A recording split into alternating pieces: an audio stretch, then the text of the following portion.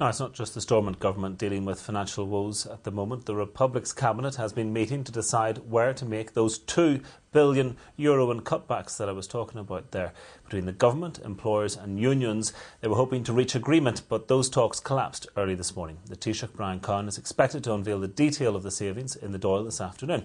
Our Dublin correspondent Shane Harrison joins us now. Shane, €2 billion, it's a massive chunk of money. The talks have collapsed. What do you think Brian Cowen's going to come up with? Well, we've a fair idea what he's going to suggest, Jim. We know that the government has to find over the next few years up to €20 billion in total. That's the gap between what the government spends and what it's taking in. Now, obviously, taxes are going to have to go up and have been going up, and the government is going to have to cut back on public expenditure. It did agree with the unions and business leaders over the last week or so that there would be €2 billion in savings this year and €4 billion in next year and the year after. Now, where's that €2 billion going to happen? Well, we've a fair idea that it's going to happen in terms of public sector pensions. The union said, look, we can't accept public sector pay cuts. The government then put forward proposals that would have meant that the 350,000 public servants or so would have had to have made bigger contributions to what many regard as generous pensions that they do already have.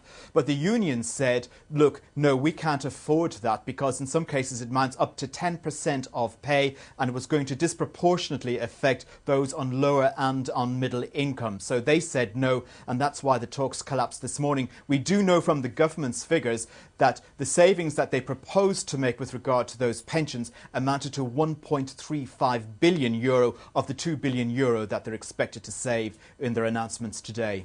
Now, the fact that the government has to now go ahead on its own and make decisions on this, are we likely to see a lot of social unrest, strikes, etc.?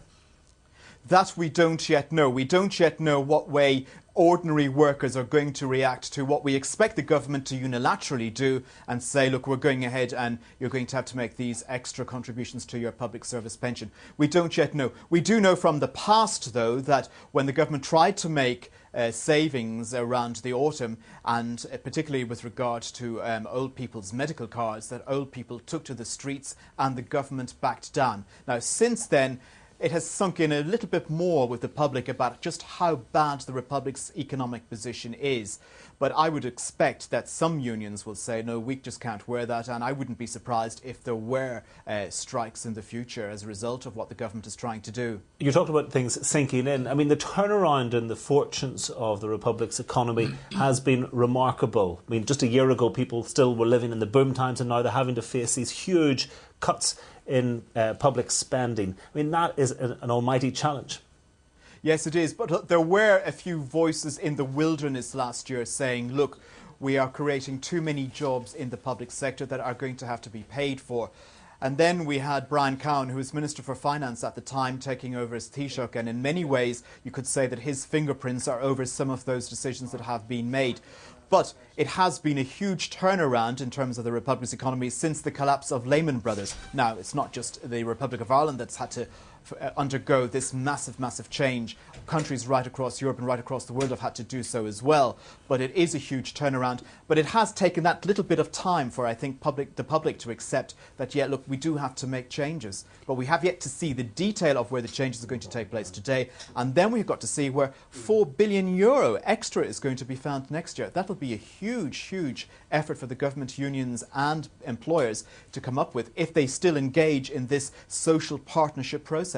Shane, Mark Devonport here. When we've talked to you about the economic problems in the south previously, you've always said that so far as the money they've devoted to projects north of the border is concerned, that they've ring-fenced that and guaranteed it. Given that they're having to think the unthinkable right now, is it possible that they're going to start looking at some of those projects again?